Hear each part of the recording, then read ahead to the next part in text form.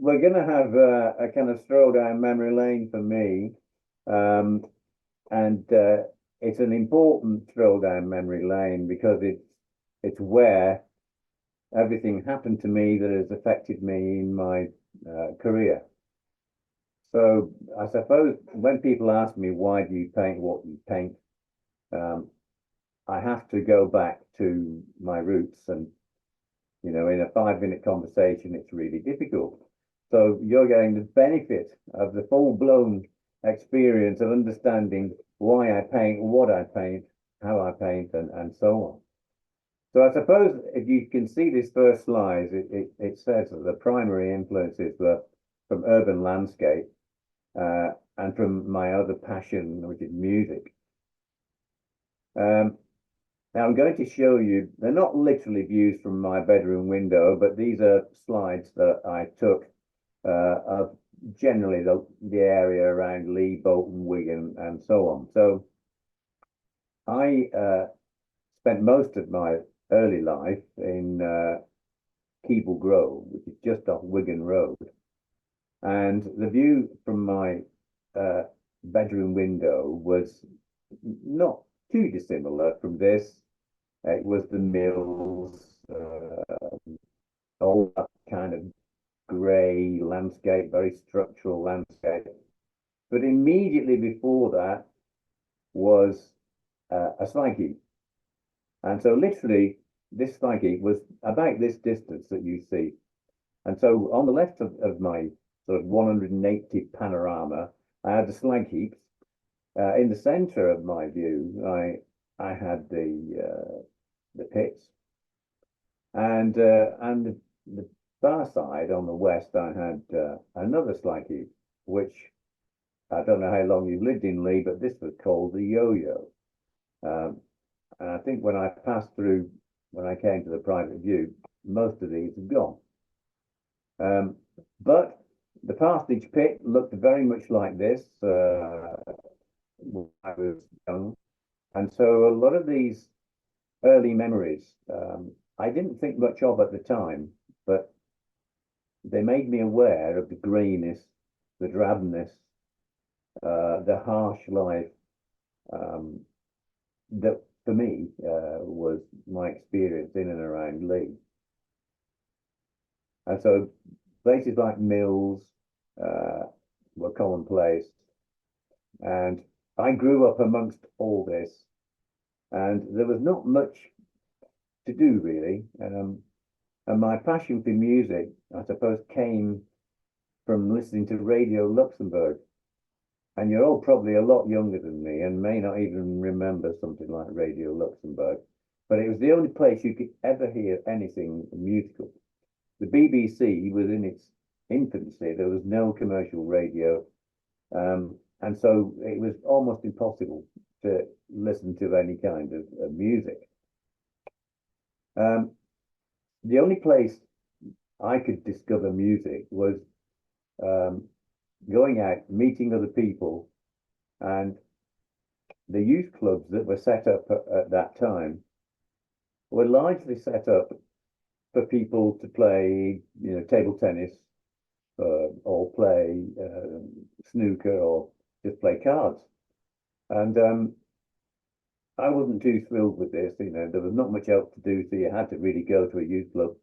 But I did persuade the manager of the youth club to allow me to bring typical dance set record player in, and I started playing records. Now, at the time, the records I was playing were what you might call popular culture, but gradually, within a year or two, I could start to buy music that I'd heard on Radio Luxembourg, which was the arrival of American soul music.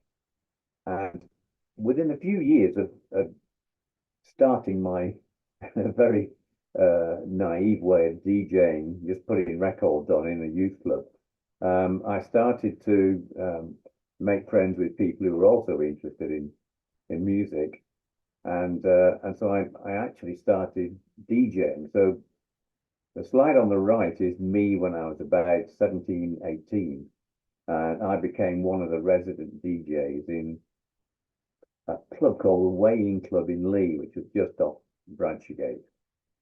Now, this was a real learning curve for me because there are skill sets in a DJ, but what I was more concerned about was the music I was playing.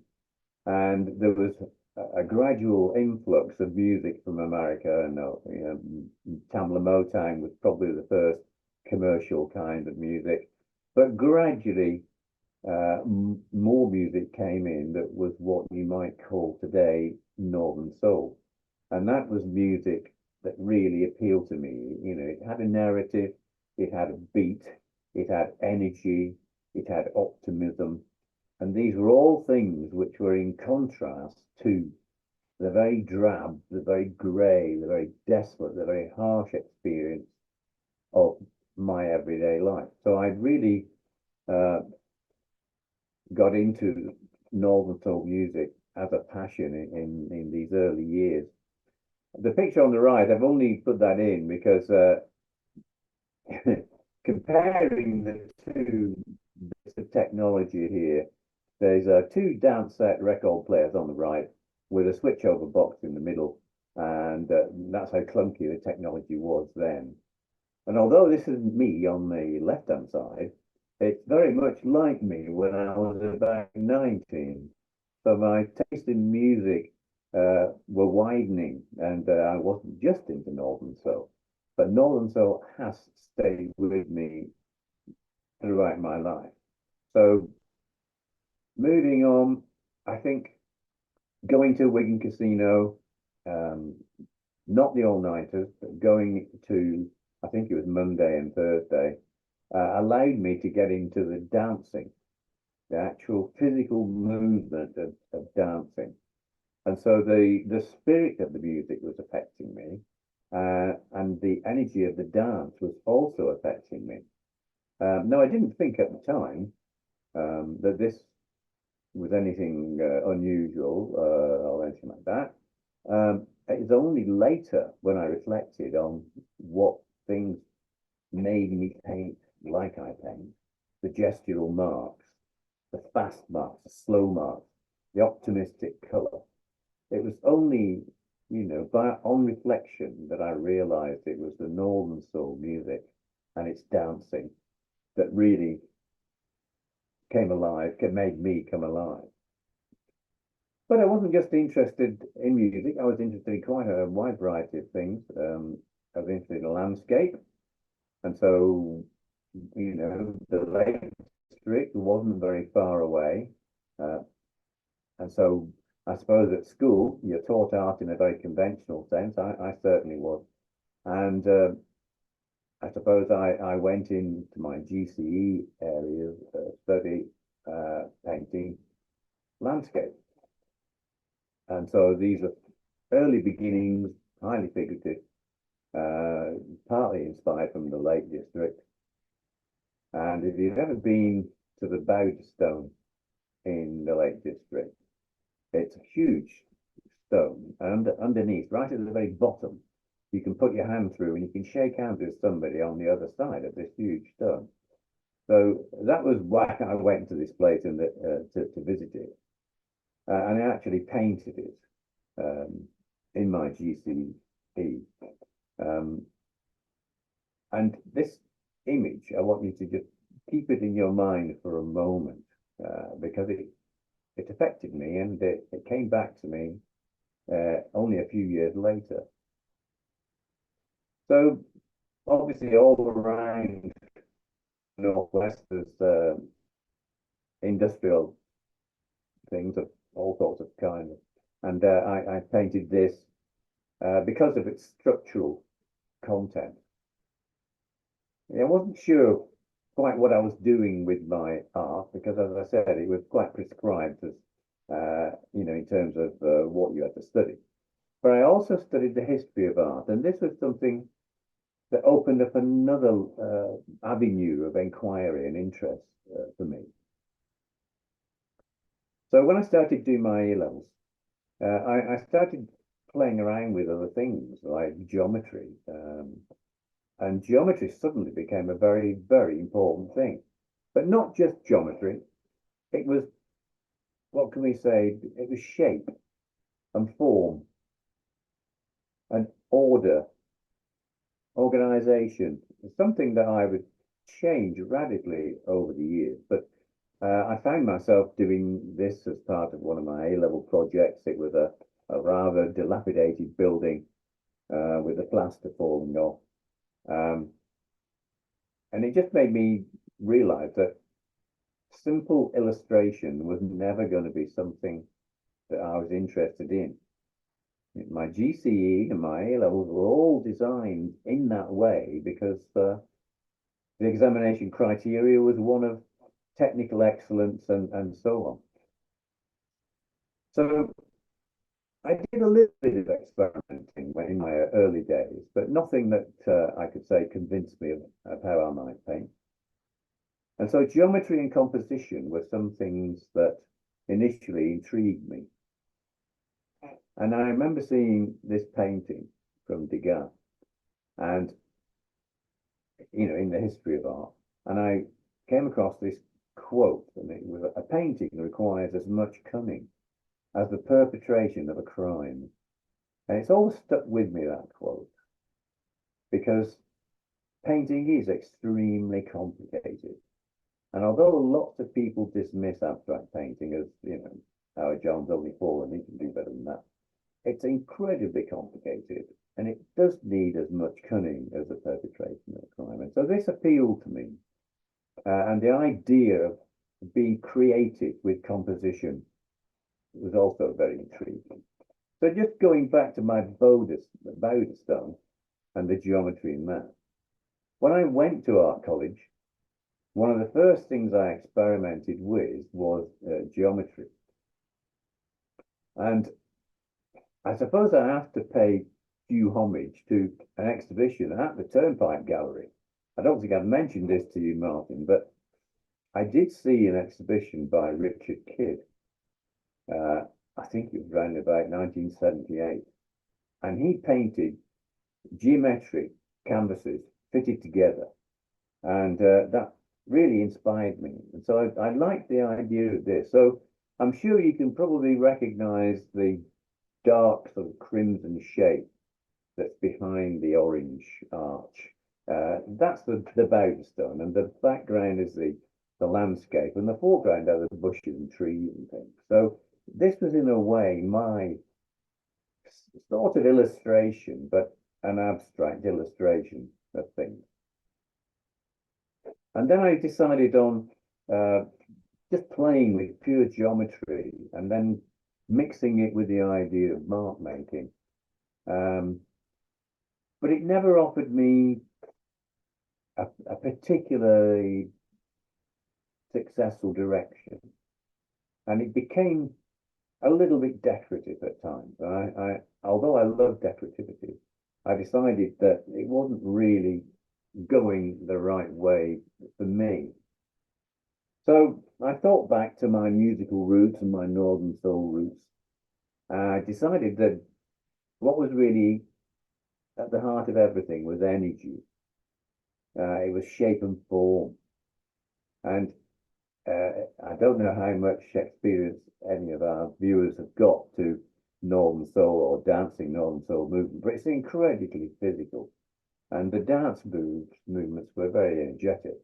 And in my time in Wigan Casino, you know, these movements were athletic, absolutely athletic. And so when you see my paintings later on in the presentation, I hope you'll understand the arcs, the shapes, the marks, the sweeps, the gestures are all tied in with these memories, you know, again, a muscle memory of these dances. Obviously, if you're doing things like this, expression is one of your major concerns, and this was something that was uppermost in my mind. And so while still in art college trying to find my way, I came across a number of artists who have stuck with me ever since.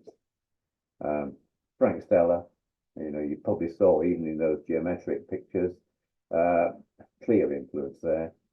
Willem de Kooning, you'll see the gestural marks in my paintings, and Jackson Pollock, which is a rather more chaotic way of creating layers and surfaces, all of which sometimes are not obvious in my paintings because they get covered with the gestures and the marks and the shape.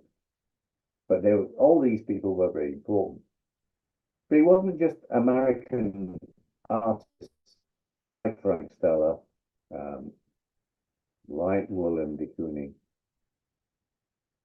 like Jackson Pollock. It wasn't just these people. I was very, very interested in artists from the UK. And so John Hyland, Patrick Harron, Gillian Ayres, they really appealed to me. Again, John Hyland had a lot of geometry in his work, but he was very expressive. Patrick Harron was much more that kind of organic form, but he was really into colour. And Gillian Ayres was the same sort of thing, lovely sort of gestural marks that I thought, yes, these are the artists that I'm wanting to follow. And you can see the colour there in John Hyland. I could have shown you a geometric one, but I thought I've already shown you a few geometric things. But the organic forms here, Patrick Harron. And then not the gestural, but this is just one that I like called YouTube, and it's a lovely Gillian Ayres painting. So these were the people that inspired me. But my other artists, more traditional, if you like, Picasso, the Forbes, especially Duran, because of the wonderful colour in Duran, and Picasso's structure and expression, I thought was really something that I wanted to develop. And this is my all-time favourite painting, La Demoiselle d'Avignon by Picasso. And every time I go to New York, I go and see this painting, and I never tire of it. It's just an amazingly organised painting that he was very, very unhappy with for many, many years. And it just makes me think, okay, well, when you're unhappy with your paintings, it's not all a mistake. Stick with it for 12 years, and then you might feel comfortable with it. Andre Duran, the actual use of colour in Duran is just amazing to me, and I like to celebrate colour. It is that optimism. It's that optimism that I felt in my youth, a reaction against the kind of pessimism and grey that I found around me. So colour was wonderful to me. So going through art college was a really interesting experience, and I was beginning to make my way, I suppose, in the world. I had a number of exhibitions at Sainsbury's Visual Arts Centre, Whitworth Art Gallery, City Art Gallery, Graves Art Gallery in Sheffield, Salford City Art Gallery, ICA London. So you think, wow, yeah, everything's looking good. And it was in 1983 that I had my first one-man show here at the Turnpike Gallery. And this was really the exhibition I hoped, to send me on my way in my artistic career. And so these are some of the paintings that I had produced in, let's say, the maturity of my BA and my MA courses. And these pictures were all on display in 1983 in the Turnpike Gallery. And you can see that optimism of colour. You can see the energy in the brushwork, that attempt to try and meet my expectations with the viewer's perceptions of energy and movement and optimism. So I was very pleased with the work that went into that show. And Martin asked me when we agreed to do this show if I had any work left from that 1983 show. And I ummed and ahed and thought, yes, I do have one little sketch, well, quite a big sketch, lying around in my loft. And so you will see framed, that's enough, which is one of the only surviving pieces of work. They all were either sold or destroyed, but that one has managed to stand the test of time.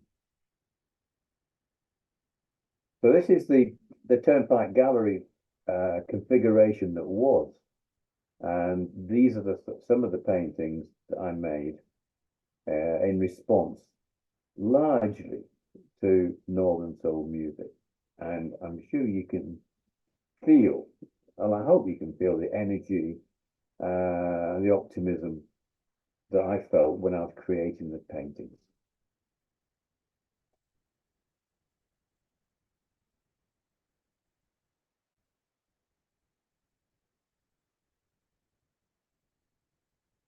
They're all quite large paintings, all about 8 foot by 6 foot.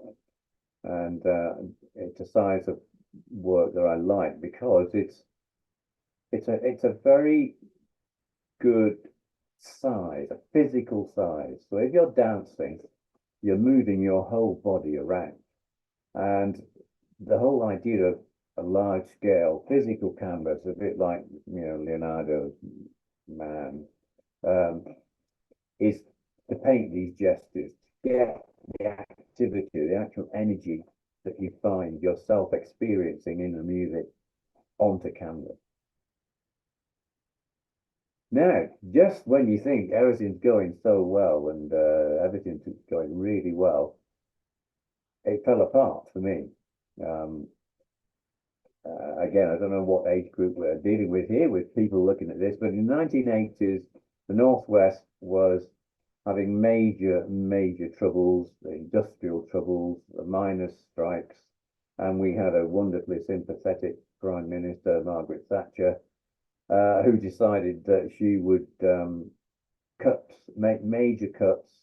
And so a lot of funding for part-time lecturers, people like this, who were the artists of the future, so to speak, because what you did was you went and lectured in various art colleges up and down the country for, say, 3 days a week, and then you painted in your studio for about 4 days a week. And that was the way you made a living. But all that went by the board. I had no job, I had no employment. And so by 1984, that was it. I thought my career, well, effectively was over in 1984. And I had to get a proper job. And I couldn't get a proper job in the Northwest. I was hoping to get a job at Blackpool School of Art, but it wasn't possible. So I decided to take Margaret Thatcher's advice and get on your bike, catchphrase. And so I moved to Somerset, take a job in an independent school, which proved to be very successful for me in some respects, but a complete disaster in terms of my art career. But as you can see in red, never give up on your dreams. And I was determined one day I would return to painting. So the next 26 years of my life were not painting. It was not as an artist. I came to an independent school. Often independent schools are very quirky, very strange places. And Millfield School then was very much like an army camp. It had lots and lots of wooden huts. Not a lot of facilities. They were probably best known for their sporting achievements, but they did have a strong academic element as well. And so when I went there, It was so easy in the art department to make successful artists, i.e., successful GCE results, A-level results, and they were really, really impressed. And one of the things about independent school, you can, if you're prepared to put the effort in, make something of your own. And I was very, very lucky. I managed to persuade them over a period of years that art was something to invest in, and would they invest in a faculty of art, design and technology, and not just wooden huts. And surprisingly, they gave me a blank check of something like £5 million or more. And I created what, for me, was the best thing I could have if I could have a career as an artist, a painter. And so if you've had a chance to read any of the text whilst I've been rambling on, you'll see that what I decided to do was almost like create a school of art, not just to teach, the mechanics of GCSE and A-level, but bring art to the school and a wider community. And so this wooden hut transcended into a massive building.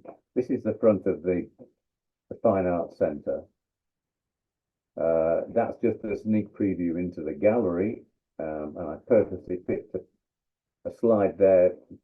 That was a one-person show of mine at the gallery about 6 or 7 years ago, and it's a lovely gallery space, and it was intended to show A-lister artists and nobody artists as part of a kind of community project that I'd given myself to try and keep myself happy and keep myself involved in art, in painting.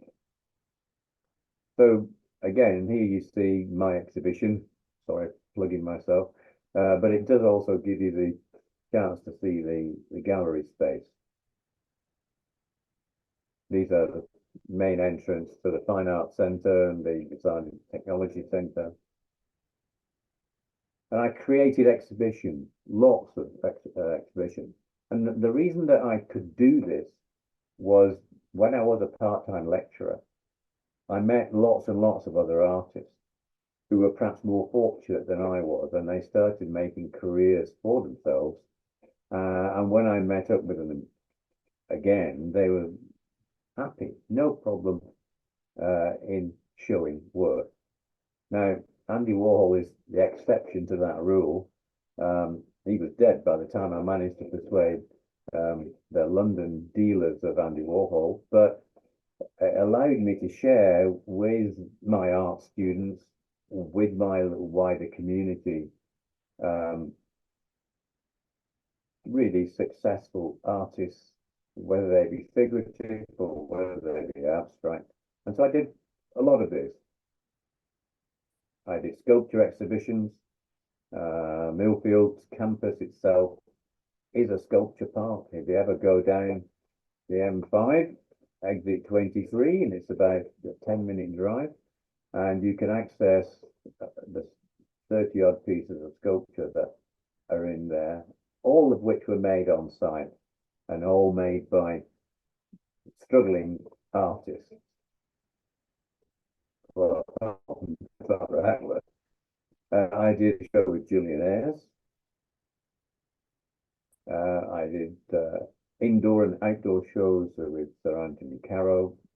He loved the gallery. He loved the whole philosophy of the gallery. And people talk to people. And so when you want to have an exhibition of Basil Beattie, you can just approach them because you've slowly built up some credibility as a curator. And so this is what I was doing for 26 years, allowing pupils to get the benefit of serious art, allowing the wider community to get the benefit of serious art. And for me, also enjoying working with artists, keeping connected with artists. And this helped me sort of find my second wind, my determination to return to being an artist. I put Mark Quinn in because he's a student of mine, who was probably one of the few artists that actually made it into the superstardom. But he never actually studied art at GCE or A level, but he just came in and did it off his own back. Anthony Green, Sophie Ryder, huge sculptures, about 15, 20 feet high. Anthony Gormley. I tried to persuade the school to buy an Anthony Gormley. At the time we showed his work, we could have bought one like the one you see in the foreground for £100,000, and the school, although they love me to bits, they wouldn't buy it. So by 2010, I was chomping at the bit to have my own work again, and so I decided to leave teaching behind, and the new me had to arise. And I always remember Lewis Hamilton just recently having this mantra that still I rise, and I included it just for that. And so the main things of music and expression were there. I'd moved on. I was a different person than I was. But when I first started painting, the geometry, the control was still there. I felt I had to start somewhere. And so this was a more controlled way of making art than I've progressed to. Most of the slides you're about to see are from paintings in the show. You're the Dream is one of them, and I'm sure you can see there's a bit of control, there's a bit of organization, there's a bit of gesture, all of which allow me to sort of build up the layers of what the work should ultimately appear like. Again, these are earlier ones in my restarted career, and you can see they are much more controlled, much more drawn, less gestural, and I think that's probably the kind of Picasso-esque influence still being there in my mind, but nevertheless they still needed that composition that I felt any abstract painting has to have to keep its integrity. That's the way he is, another one of those very organized, but little bits of expression creeping in here and there. And you've noticed all the titles, they're all to do with Northern Soul tracks. All my years as a DJ, embedded this music into my soul, and I still play it in my car almost every day. And although, I live on the doorstep of the Glastonbury Pop Festival, and I have visited it for the last 30 years, it's always been Northern Soul that has given me a particular kind of momentum.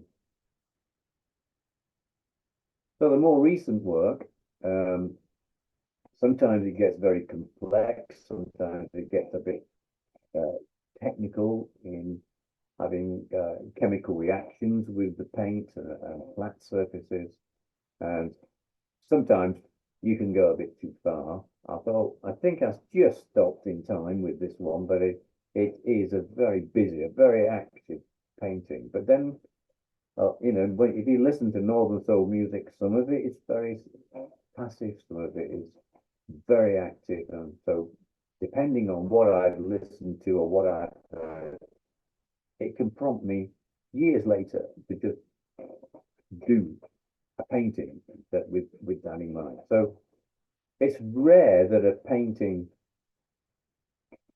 like World Without Sunshine is an illustration of the song. That's not true at all.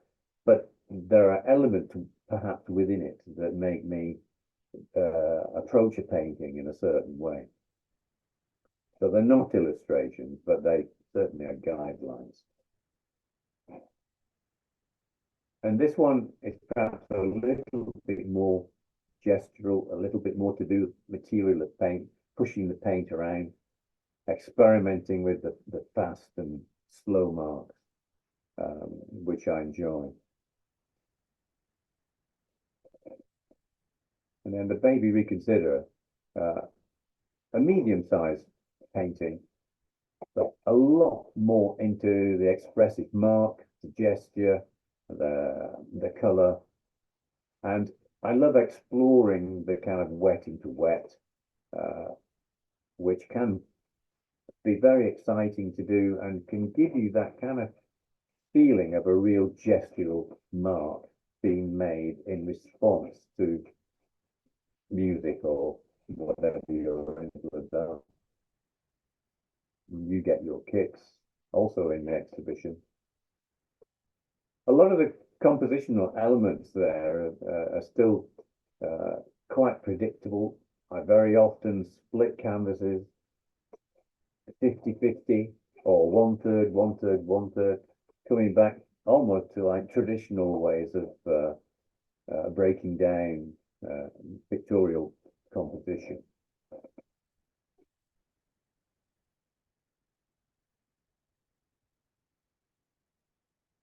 And then I can feel it. I remember painting this and I revisited it a number of times because I didn't feel that I could feel it. It was a painting in response to that. It was in response to that particular track, but I couldn't get to the point where I felt the paint was doing enough to give me that feeling of optimism, that feeling of energy that I wanted from it.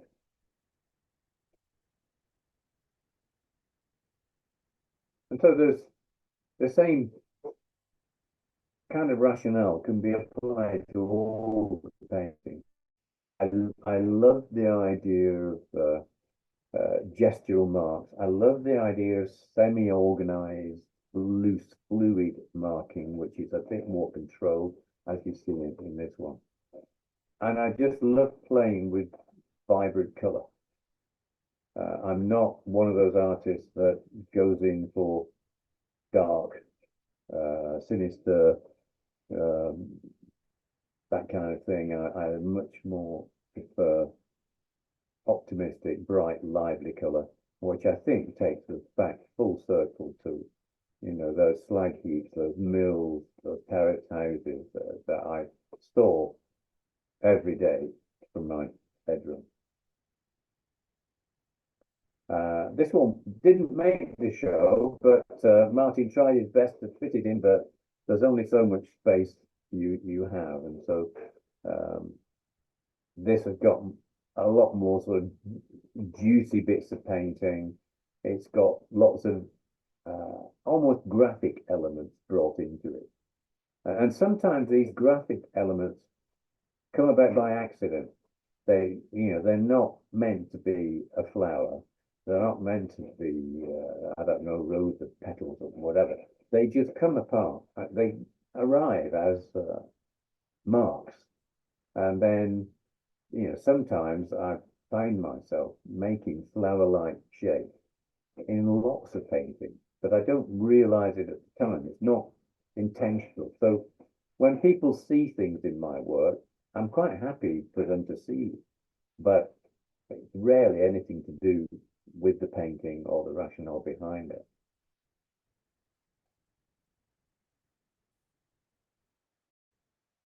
I'm not sure whether you remember earlier on I said Willem de Kooning was a major influence on me, and the doorway to the river slide that I showed you was something I had at the back of my mind when I painted this. It was that kind of entrapment of mark making and space together, which you don't often find in an abstract painting, because most of the time you want your abstract surface to be flat, dense, impenetrable.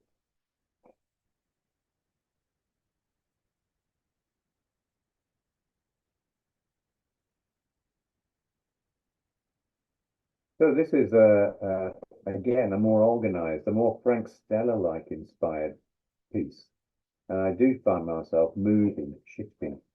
You might say it's a kind of dilemma that I have all the time between organization, control, gesture, expression. That these things are constantly competing with me, and I might go all the way one for a series of paintings, and I'll come all the way back to another. But I feel I just have to explore it and see where it takes me.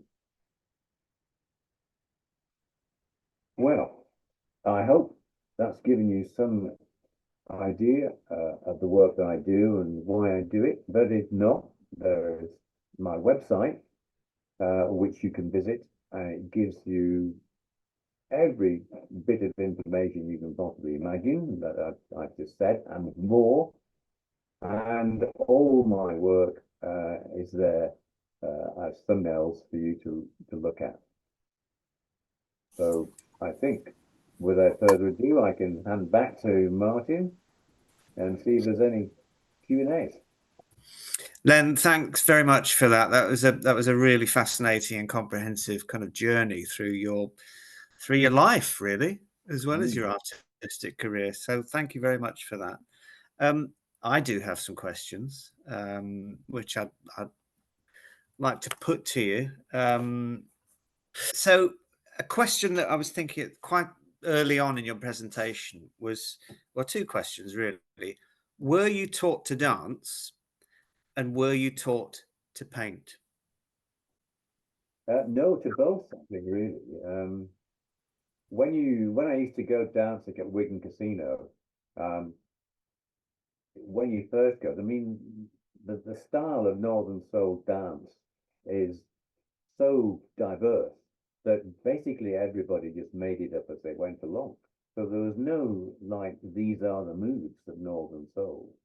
There are any number of permutations. So basically you just looked around at what everybody else was doing. And some of them were doing absolutely phenomenally athletic, acrobatic kind of movements. And others were doing like shuffling around, the girls shuffling around the handbag sort of thing. And so you just genuinely moved into your own niche of dance that made it feel good for you, and hence the paintings, as a result of that feeling of freedom, expression, helped me create paintings in response to that. But no, I was never taught to dance, and I was never taught to paint. I think in a short presentation like this, you can't get in all the nuances of things. But when I was at school, it was all technique. And if you got good technique, you got a good GCSE grade and A-level grade. Things have changed dramatically over the years, but that's how it was then. It was only when I went to art college where they taught you nothing at all. But you did get that introduction to look at this artist, look at that artist, what do you think of this artist? I don't like this about your painting, I don't like that about your painting, this is rubbish, and so it was that kind of tuition rather than any formal tuition. Thank you. I mean, that when you describe teaching then at art college, that sounds very familiar to my own fine art education. At one point as students, we kind of had to demand life drawing because it just wasn't given to us. Question in the chat box: are there any other music styles or genres outside of Northern Soul that you find inspiration in when creating your artwork? Oh, absolutely, loads, because although I've quoted Northern Soul as my roots, because that's from being 13, 14, 15, 16, 17-year-old, that's what I was listening to. That's what I was getting. My, influences in music was rock music, because as a DJ, I stopped DJing around about 1974 because I was becoming so interested in rock, and bands like AC/DC and Led Zeppelin particularly. I went to see Led Zeppelin at Manchester Free Trade Hall in 1969. So, I have a very, very wide taste in music, and having been in Glastonbury for 30 years and been a regular attender at the pop festivals there, I have a very, very wide taste in music. Yeah.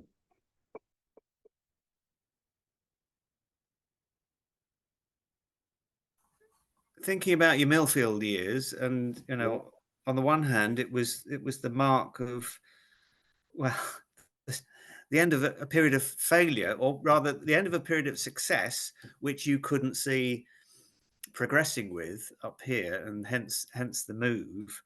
I mean, it seems to me you've achieved masses in your time at Millfield, and I'm kind of wondering, how did this, and obviously it was over a period of time, but how did the students and the staff react to you kind of bringing your own teaching and then those fabulous exhibitions that you were able to pull off? Well, it had its pluses and minuses. The whole school, because it's a very big school. It was 1,200 pupils in that school, 170 staff.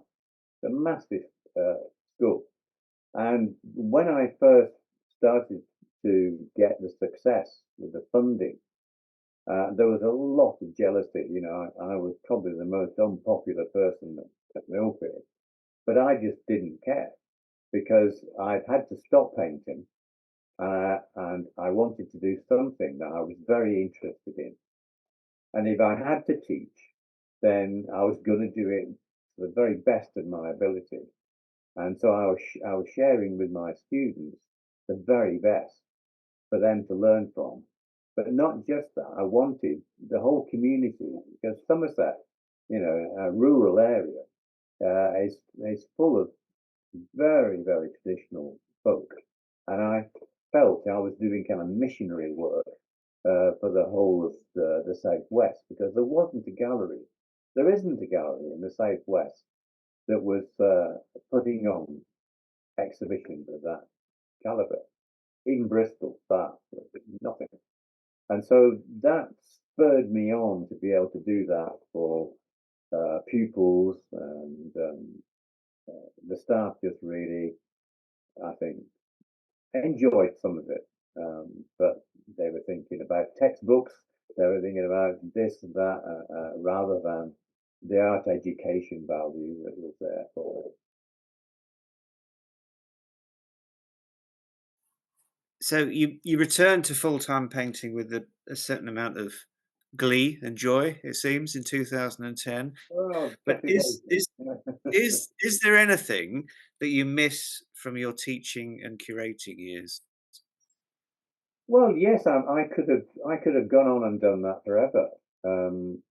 I've met some lovely, lovely students, some very, very talented students, and I'm still in touch with them now. I get emails probably one a week. I got one this weekend from a student I had 30 years ago, thanking me for what I did for them. And it's that it means a lot, and you put a lot into your teaching. And I did it like art school. I didn't do it like a traditional school.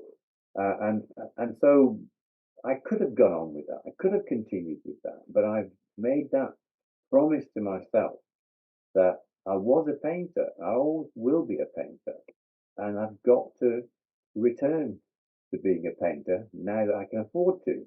I couldn't afford to then, so that's why. So I miss a lot of it, but you know I miss painting more than anything. Hmm. And staying with painting, there's another question in the chat box. How do you choose which song titles to use to name your artwork? Yeah, it's really strange. That's a very good question, and it doesn't have a one-line answer really. Because I listen to it, as I say, I listen to it in the car almost every day, and I have it on in the studio off and on. And so it'll just be that I'm doing a painting, and a piece of music will pop into my head, and I think, yes, that's the one. That's the title for this painting.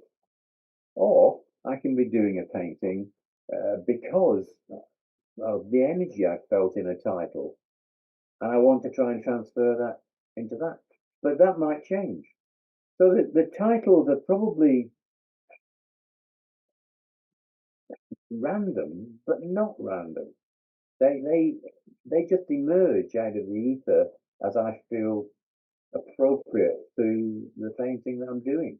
You know, sometimes I've renamed the painting because I've fallen out with that title as being relevant to that painting. I was going to say the spotlight is certainly on you tonight because I think the sun is coming through your window, well, Absolutely. and you're almost disappearing into this kind of bright celestial. That's Very better. nice. That's better. Um, question from me. Thinking about Picasso and Demoiselle d'Avignon, and he wasn't happy with it, and he went back to it. What was it, 10 years later, or something like that? Mm. How do you know when a painting is finished? And do you sometimes kind of park one for ages and then revisit it? Um, I get the sense, looking at the exhibition, some of the paintings are so layered and so complex. They've taken a long time and they've been revisited. Yeah, I suppose. Well, when we were setting up the exhibition, if you remember, you went through all my work and you picked the ones that you thought were going to be a good mix for the exhibition. And I contacted you just before the exhibition to say, "Oh, Martin, I've had to revisit a couple of these pictures. I wasn't quite happy with them, and I sent you the slightly revised versions of them." So yes, I mean, I do. It's rare there's a long passage of time, and I think when I'm in the mood, a painting can be done in a matter of weeks. A large one can be done in a matter of weeks. But when they're done, that's the $64 million question. I don't know. I just get to a point and I think, well, I've got to leave it now because it's got a life of its own. I don't want to snuff it out by making a complete mess of it. So that tends to be the guideline. And then sometimes I look at things and I think, no, I mean, like those two paintings that are in the show, I decided I just needed to go a little bit further with them. Um, what's next? Have you got any other shows in the pipeline? Yeah, Um, there's some paintings going off tomorrow, um, and then there's obviously lots of things in the pipeline, but you have to wait for the response. So yes, I've got several paintings going off to an exhibition in Dorset tomorrow, but nothing quite as big as the Turnpike Gallery. It was in 1983, one of the biggest shows I've ever had, and that's probably true now in 2024. Len, thank you very much for sharing with us this evening. Fascinating presentation, and as I said, really interesting to see your journey from Leigh to where you are now, and at the same time, kind of back to Leigh. Yeah. And for everyone listening, the exhibition Chance Encounter, paintings by Leonard Green, textiles and drawings by Jeanette Orrell, is on display here at the Turnpike until the 22nd of June. And I'm going to try and share my screen to promote the next talk in a second. But I just want to say, Len, thank you very much for joining us. Thanks for your paintings in the gallery, and a virtual round of applause from everyone in the room. Thank you very much indeed.